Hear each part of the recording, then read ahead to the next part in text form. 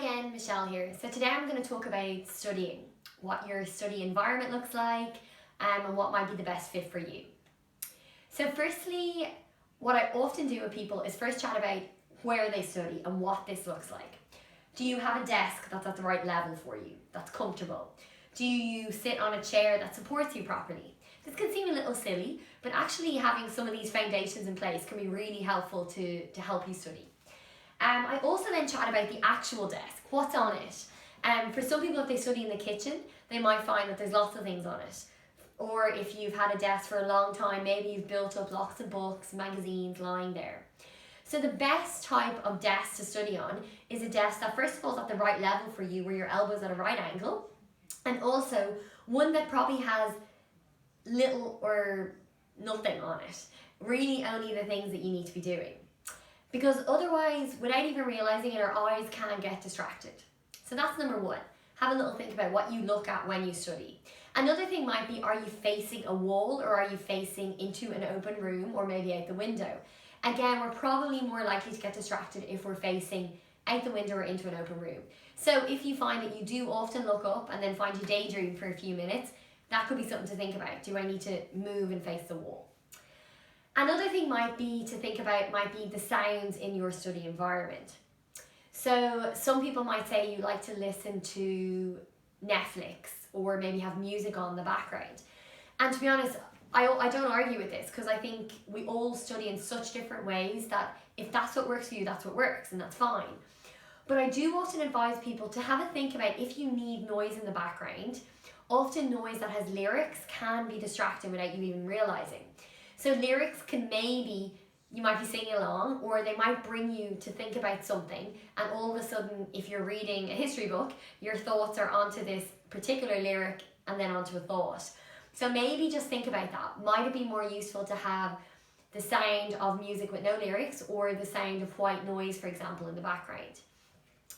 If you find that noise completely distracts you, that's when earplugs can be a great option, or even some noise cancelling headphones with the sound of noise in it. So it is noise, but it's a very blanket sound, so it blocks out or drains out other sporadic type noises. So we've checked in already with what we can see, what we can hear.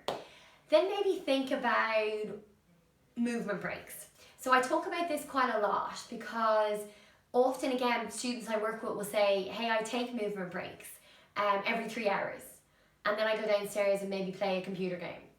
And I guess that is a break, but it's probably not maybe the best break for you if you want to reboot your system and reboot your concentration. So often the evidence and studies tell us to take breaks between every 20 to 40 minutes. And that can seem like really often. So you might be completely focused on something and not want to take a break. But the likelihood is that you will last longer with your study if you do take regular breaks. So what do I mean by a break?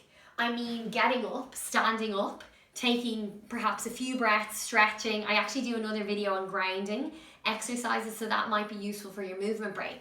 It might be running on the spot. It might be doing some wall push-ups. Maybe even going outside if you have a garden out the front and just taking a few deep breaths. So it's something to energize your system. Probably going downstairs and having a cup of tea is lovely and restful, but it mightn't necessarily build the energy you need to refocus. So that's just a little tip. And then finally, with your study routine, do you have time for yourself and for relaxation, for rest, time to switch off? So this might look like mindfulness, it might look like closing your eyes, practicing a meditation, it might be practicing a yoga video through YouTube, or you could look at one of my videos. Or maybe you like to journal or do art. It's very, very unique again and different to you. So figuring out if you have that within your day, within your routine, is really, really important, as well as study. Often if we don't quite have the latter, we don't quite have the self-care, I often find the study is just that bit too hard. It doesn't quite work as well. So having that balance is super important. So we've chatted about what your study environment looks like, what you can see when you sit down in your chair, what you can hear. We chat a little bit about movement breaks, and then we chat about that idea of self-care and having the balance. So I hope some of this was useful for you.